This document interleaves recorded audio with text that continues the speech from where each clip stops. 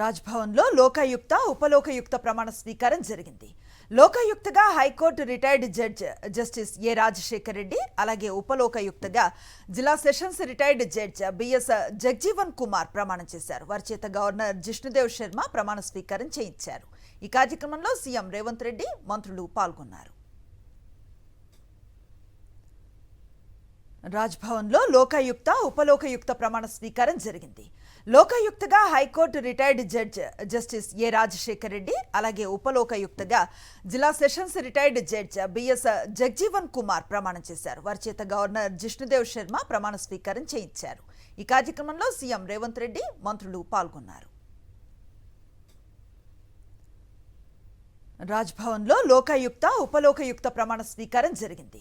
లోకాయుక్తగా high court retired judge justice A Rajasekhar Reddy, అలాగే ఉపలోకాయుక్తగా జిల్లా sessions retired judge BS Jagjivan Kumar ప్రమాణం చేశారు. వారి చేత గవర్నర్ జిష్ణుదేవ్ శర్మ ప్రమాణ స్వీకారం చేయించారు.